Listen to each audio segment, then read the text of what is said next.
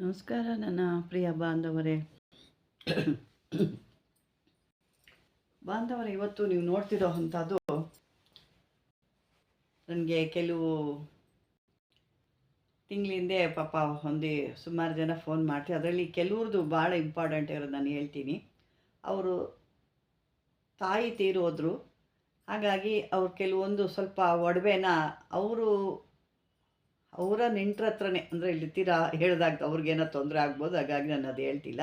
ತೀರಾ ಅವರ ಹತ್ರದವ್ರ ಹತ್ರನೇ ಕೊಟ್ಬಿಟ್ಟು ಹೋದರು. ಬರೋಷ್ಟೊತ್ತಿಗೆ ಅವರು ಯಾರೋ ಕಳ್ಳರು ಕದ್ದುಬಿಟ್ಟಿದ್ದಾರೆ ಇಲ್ಲ ಅಂತ ಹೇಳಿ ಅವ್ರಿಗೆ ಪಾಪ ಇದು ಮಾಡಿದ್ರು. ಅದು ಭಾಳ ಸಂಕಟ ಆಯಿತು. ಇದು ಇನ್ನೂ ಸ್ಟೋರಿ ಇದೆ, ನಾನು ಇಷ್ಟು ಮಾತ್ರ ಹೇಳ್ತಾ ಇದ್ದೀನಿ. ಅವಾಗ ಕೇಳಿದರು, ಈ ಥರ ಎಲ್ಲ ಏನಾದ್ರು ನಾವೇ ನೋಡ್ಕೋಬೇಕು ಅಂದರೆ ಏನು ಮಾಡೋದು, ಯಾಕೆ ನೋಡ್ಕೊಳ್ಳೋದು ನಾವು, ಯಾಕೋ ನೀವೆಲ್ಲೋ ಇರ್ತೀವಿ, ನಾವು ಅಷ್ಟು ದೂರದಲ್ಲಿರ್ತೀವಿ, ಬರ್ಲಿಕ್ಕೆ ಕಷ್ಟ ಆಗುತ್ತೆ, ಅಥವಾ ನಮಗೆ ಆ ರೀತಿ ಒಂದು ಸಮಯ ಇದ್ದರೆ ನಾವು ಮಾಡ್ಕೋಬೋದಾ ಅಂತ ಕೇಳಿದರು. ಅದಕ್ಕಾಗಿ ಈ ಒಂದು ವಿಡಿಯೋಕ್ಕೆ ಸುಮಾರು ಹೇಳಿದೆ. ಅದರಲ್ಲಿ ಇದು ಒಂದು ಭಾಳ ವಿಶೇಷವಾಗಿ ಭಾಳ ಬೇಸರವಾದಂಥ ವಿಷಯ. ಇದು ಸ್ವಂತದವರೇ ಈ ರೀತಿ ಆದಾಗ ಯಾರು ನೆಂಬೋದು ಅನ್ನೋಷ್ಟು ಬೇಜಾರಾಗುತ್ತೆ. ಅದರಲ್ಲೂ ಅವರಿರೋ ಸ್ಥಿತಿನೂ ಕೂಡ ಪಾಪ ಭಾಳ ಕೆಟ್ಟದಾಗಿತ್ತು ಸ್ಥಿತಿ. ಅದು ಒಂದಿಷ್ಟು ಇದ್ದಿದ್ರೆ ಅವತ್ತು ಅವ್ರಿಗೆ ಒಂದು ಬದುಕೋಕ್ಕೆ ದಾರಿ ತೋರಿಸೋ ಅಂಥದ್ದು ಒಂದು ಜೀವನಿಕೆ ಅಂತ ಇಟ್ಕೊಟ್ಟಿದ್ದಂಥದ್ದು. ಅದನ್ನು ಅವ್ರಿಗೆ ಬೇಕಾದಂಥವ್ರೇ ಅವ್ರಿಗೆ ಮೋಸ ಮಾಡಿದಾಗ ಅವರು ಯಾರನ್ನೋ ಕೇಳ್ಬೋದು, ಬೇರೆಯವ್ರನ್ನೋ ಕೇಳೋಕ್ಕೂ ಅವಮಾನ ಆಗುತ್ತೆ. ಹಾಗಾಗಿ ಪಾಪ ಅವರು ಮನಸ್ಸಲ್ಲಿ ಇಟ್ಕೊಂಡು ಅದನ್ನು ಎಲ್ಲ ದೇವ್ರುಗಳಿಗೆಲ್ಲ ಹರಕೆ ಕಟ್ಕೊಂಡು ಕೊನೆಗೆ ಇಲ್ಲಿ ನನಗೆ ಕೇಳಿದ್ರು, ಏನು ಮಾಡ್ಬೋದಮ್ಮ, ಈ ಥರ ಇದ್ದರೆ ಏನು ನಮಗೆ ನಾವೇ ಕಂಡುಹಿಡಿಬೇಕು ಅಂದರೆ ಹಾಗೆ ಒಂದು ಭಾಳ ದೊಡ್ಡದಾಗಲ್ಲ, ನಮಗೆ ಚಿಕ್ಕದಾಗಿ ಏನೋ ಸಿಂಪಲ್ಲಾಗೆ ಏನು ತೊಗೊಂಡು ಬರ್ದಿರೋ ವಸ್ತು ಅಂತ ಮನೇಲೇ ಇದ್ದು ಮಾಡೋ ಅಂಥದ್ದು ಏನಿದೆ ಅಂತ. ಅದಕ್ಕಾಗಿ ನಾನು ಒಂದು ಇದೊಂದು ಮಂತ್ರ ಕೊಡ್ತಾಯಿದ್ದೀನಿ. ಈ ಮಂತ್ರ ಸಾಮಾನ್ಯಗೆಲ್ಲ ಏನೇ ಮಾಡಬೇಕು ಅಂದರೆ ಕೆಲವು ಮಂತ್ರಗಳನ್ನ ಸಿದ್ಧಿ ಮಾಡಿಕೊಳ್ಳೇಬೇಕು. ಯಾಕೆಂದರೆ ಆವಾಗಲೇ ರೆಡಿ ಮಾಡಿ ಆವಾಗಲೇ ಹೇಳಲಿಕ್ಕಾಗಲ್ಲ. ಈ ಮಂತ್ರನ ಸಾಮಾನ್ಯವಾಗಿ ನೀವು 108 ಬಾರಿ ಗ್ರಹಣ ಹಿಡಿಯುವಂಥ ಸಮಯದಲ್ಲಿ, ಸೂರ್ಯಗ್ರಹಣ ಆಗ್ಬೋದು, ಚಂದ್ರಗ್ರಹಣ ಆಗ್ಬೋದು, ಆ ಸಮಯದಲ್ಲಿ ಒಂದು ನೀರಿನಲ್ಲಿ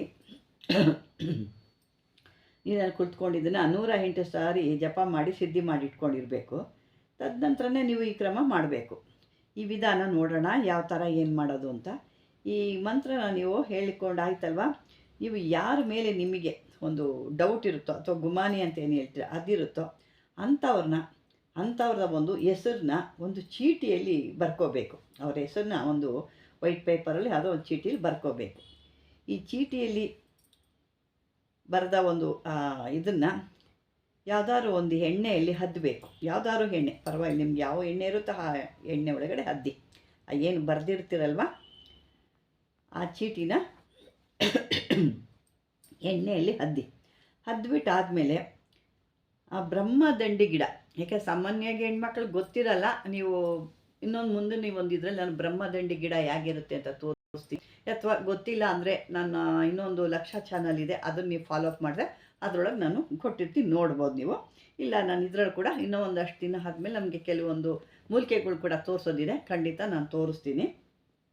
ಆ ಗಿಡಕ್ಕೆ ಹೋಗ್ಬಿಟ್ಟು, ಅದು ಮುಳ್ಳು ಗಿಡ ಅಂದರೆ ದತ್ತೂರಿ ಗಿಡ ಅಂತ ಸಾಮಾನ್ಯಕ್ಕೆ ಆ ಥರನೇ ಇರುತ್ತೆ, ಅಂದರೆ ಇನ್ನೂ ಸ್ವಲ್ಪ ಬಿಳಿಗಿರುತ್ತೆ, ಹೂವು ಬೇರೆ ಗುಂಡು ಹೂವು ಇರುತ್ತೆ. ಇದು ಹೂವು ಸುತ್ತು ಬರೀ ಮುಳ್ಳಿರುತ್ತೆ, ಆ ಥರ ಇರುತ್ತೆ. ಆ ಗಿಡಕ್ಕೆ ಎತ್ಕೊಂಡೋಗಿ ಪೂಜೆ ಮಾಡಿ ಕಟ್ಬಿಟ್ಟು ಬಂದುಬಿಡಬೇಕು. ಆ ಗಿಡಕ್ಕೆ ಒಂದು ಪೂಜೆ ಮಾಡಿ ಆಗ ಒಂದು ಚೀಟಿ ಕೂಡ ಇದು ಮಾಡಿ ಅದನ್ನು ಕಟ್ಬಿಟ್ಟು ಬರಬೇಕು. ಈ ಚೀಟಿಗಳನ್ನ ಇದಕ್ಕೆ 3 ಸಾರಿ ಈ ಮಂತ್ರವನ್ನು ಹೇಳಿಬಿಟ್ಟು ನೀವು ಕಟ್ಟಬೇಕಾರೆ ಒಂದು 3 ಸಾರಿ ಇದನ್ನು, ಅಂದರೆ 3 ಬಾರಿ ಕಟ್ಟಿಬಿಟ್ಟು ಬಂದು 9 ದಿವಸದ ಆದ ನಂತರ, ಅಂದರೆ ಕಟ್ಟಿ ಇಟ್ಟಿರ್ತೀರ 3 ಸಾರಿ ಅದಕ್ಕೆ ಮಂತ್ರ ಹೇಳಿರ್ತೀರ, ತದನಂತರ ಒಂದು 9 ದಿವಸ ಆದ ನಂತರ ಹೋಗಬೇಕು. ಆ ಗಿಡದಲ್ಲಿರೋವಂಥ ಆ ಗಿಡಕ್ಕೆ ನೀವು ಒಂದು ಬೆಂಕಿ ಹಾಕಬೇಕು. ಆ ಗಿಡಕ್ಕೆ ನೀವು ಬೆಂಕಿ ಹಚ್ಚಿಬಿಡಬೇಕು. ಆದಮೇಲೆ ಅದು ಯಾರಾದರೂ ನಿಮಗೆ ಆ ಥರ ಕದ್ದಿದ್ದಾರೆ ಅಂತ ಅನ್ನೋದಿದ್ರೆ ಆ ಒಂದು ನಿಮ್ಗೆ ಅನುಮಾನ ಏನಿದೆ, ಆ ಚೀಟಿ ಸುಡಲ್ಲ. ನೀವು ಬೆಂಕಿ ಹಚ್ಚಿರ ಎಣ್ಣೆಲಿ ಬೇರೆ ಹದ್ದಿರ್ತೀರ, ಆದರೂ ಅದು ಸುಡೋದಿಲ್ಲ. ಆವಾಗ ನೀವು ತಿಳ್ಕೊಬೋದು ಇಂಥವರೇ ಕದ್ದಿದ್ದಾರೆ ಅಂತ. ಆದರೆ ಈ ಮಂತ್ರನ ನೀವು ಸರಿಯಾದ ರೀತಿಯಲ್ಲಿ ಉಪಯೋಗಿಸ್ಬೇಕು, ಭಾಳ ಜಾಗ್ರತೆಯನ್ನು ಉಪಯೋಗಿಸ್ಬೇಕು. ಏನೇ ಸುಮ್ಮನೆ ಗೊತ್ತಿಲ್ಲದೆ ಏನೋ ಮಾಡೋಕ್ಕೆ ಹೋಗಿ ತೊಂದರೆಗಳೆಲ್ಲ ಮಾಡ್ಕೊಳ್ಳೋದು ಬೇಡ ಅಂತ ಹೇಳ್ತೀನಿ. ಈ ಒಂದು ಮಂತ್ರ ನಿಮಗೆ ಸರಿಯಾದ ರೀತಿಲಿ ಉಪಯೋಗಿಸಿ ಬೇಕಾ ನಾನು ಒಂದು ಬಾರಿ ಹೇಳ್ತೀನಿ. ಓಂ ನಮೋ ಭಗವತಿ ರುದ್ರಶಕ್ತಿನಿ ಮಹಾಮಾಯ ಜ್ವಾಲಾಮಾಲಿನಿಯ ಪರದೇವಿ ಸಕಲ ಭಯ ನಿವಾರಣಿ ನಮಸ್ತೆ ಸರ್ವಭೂತ ದೇವಿ ನಮಸ್ತೆ ನಮಸ್ತೆ ಪಟ್ ಸ್ವಹ. ಇದಿಷ್ಟೇ ಈ ಮಂತ್ರ. ಇದನ್ನು ಗ್ರಹಣ ಹಿಡಿಯೋ ಟೈಮ್ದಲ್ಲಾದರೆ ಅಥವಾ ಅಮಾವಾಸ್ಯೆಲ್ಲಾದರೆ ಇದನ್ನು 108 ಸಾರಿ, ಗ್ರಹಣದಲ್ಲಾದರೆ 108 ಸಾರಿ, ಮಾಮೂಲಿ ಆದರೆ 1008 ಸಾರಿ ನೀವು ಸಿದ್ಧಿ ಮಾಡ್ಕೋಬೇಕಾಗುತ್ತೆ.